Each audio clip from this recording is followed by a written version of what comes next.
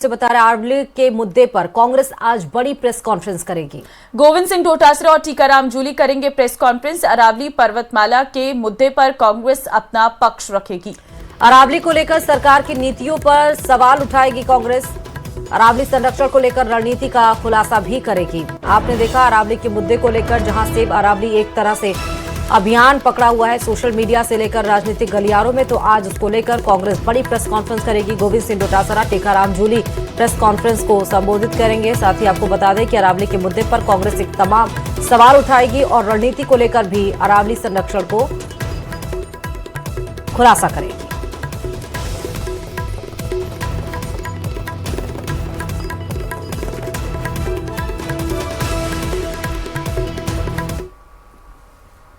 राजस्थान में अरावली को बचाने की जंग और तेज हो गई है। उदयपुर से लेकर जोधपुर तक संगठन, समाज और छात्र एकजुट होकर सड़कों पर उतर आए हैं। सुप्रीम कोर्ट के फैसले में बदलाव और केंद्र सरकार से पैरवी की मांग को लेकर दोनों शहरों में जबरदस्त प्रदर्शन हुआ। देखिए रिपोर्ट।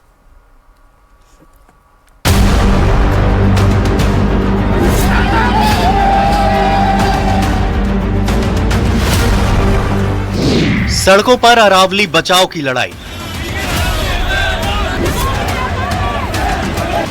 उदयपुर और जोधपुर में जोरदार प्रदर्शन।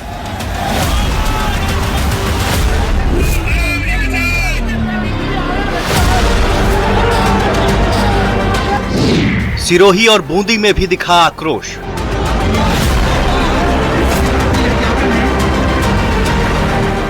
अरावली पर्वतमाला पर सुप्रीम कोर्ट के फैसले के बाद लोगों का आक्रोश अलग अलग शहर में दिख रहा है।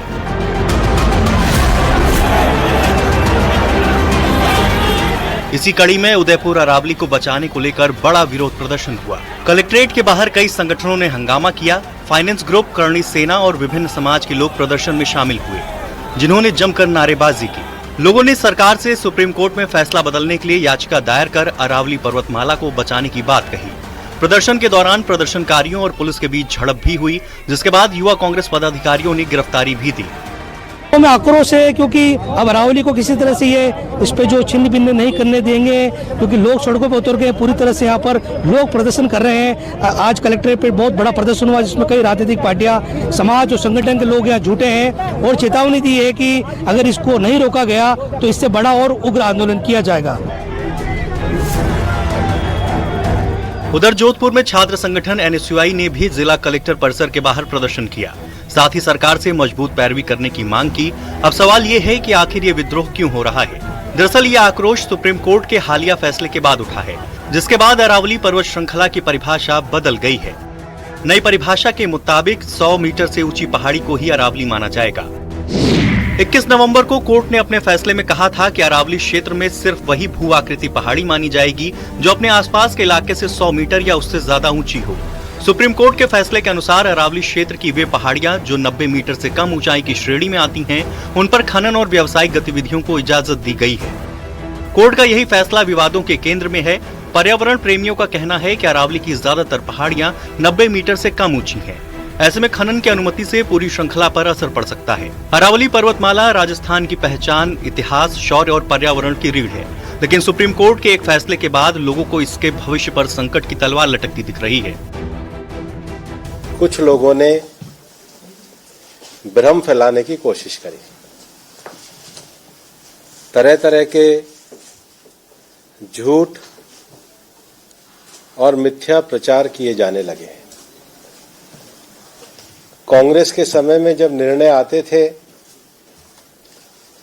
तो उनकी सरकार की विफलता, करप्शन, कैग रिपोर्ट में उनकी नाकामी और उनके भ्रष्टाचार के विषय में आते थे।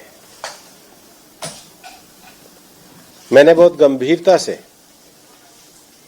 इस पूरे निर्णय को देखा है। इस बात को आपके सामने कहना चाहता हूं कि प्रधानमंत्री जी के नेतृत्व में विगत वर्षों में ग्रीन अरावली मूवमेंट को, ग्रीन अरावली के विषयों को आगे बढ़ाया गया है। कि 1% ही असुरक्षित क्यों हो? क्या गुंजाइश है क्या आज के समय में एक पेड़ काटने की भी गुंजाइश है क्या?